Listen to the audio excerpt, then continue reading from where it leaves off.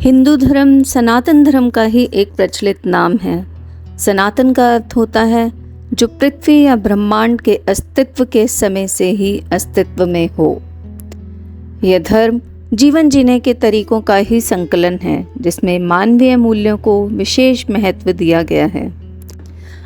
आइए इस वीडियो के माध्यम से आज हम खुद का ही टेस्ट लेते हैं और जानते हैं कि हमें भारत के इस धर्म के बारे में कितना पता है।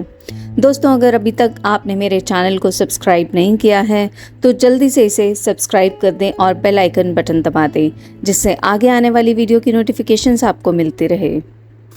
हिंदू धर्म में सच या सत्य वचन को ही शाश्वत माना गया है। तभी तो कहा जाता है कि 100 झूठ बोलने से भी सच नहीं मिटता।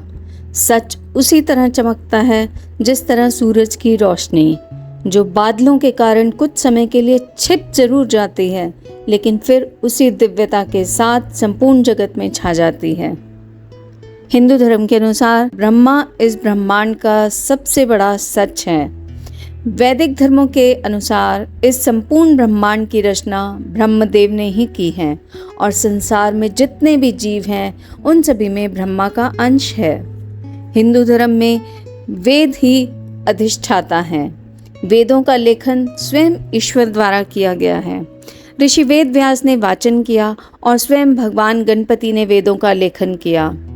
अगर हम पौराणिक कथा की माने तो वेद व्यास जी को संपूर्ण ब्रह्मांड में गणपति से उचित लेखन नहीं मिले, इसीलिए उन्होंने गणेश जी से प्रार्थना की कि भगवान आपको ही लेखन कार्य करना होगा, क्योंकि आपसे शीघ्र गति से यह कार्य और कोई नहीं कर सकता।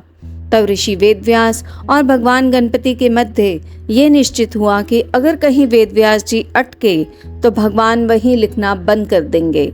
लेकिन वेद व्यास का ज्ञान अतुलनीय था और उन्होंने बोलना जारी रखा तो गणपति जी लिखते ही रहे। ऐसे में वेदों में कही गई बातें स्वयं ईश्वर का ही आदेश मानी जाती हैं। हिंदू धर्म के अनुसार हर किसी को धर्म के मार्ग पर ही चलना चाहिए। धर्म को जीवन जीने की कला के रूप में अपनाया गया है। सत्य के मार्ग पर चलना, दूसरों को कष्ट न देना, जीवों पर दया करना, इन जैसे विचारों को जीवन में उतारना सिखाया जाता है।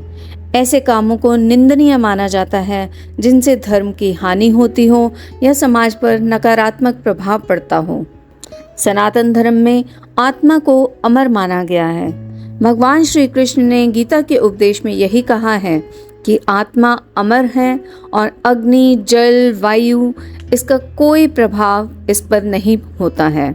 जिस प्रकार मनुष्य पुराने कपड़ों का त्याग कर नए वस्त्र धारण करता है, इसी प्रकार आत्मा भी पुराने पड़ चुके शरीर को त्याग कर नया शरीर धारण करती है।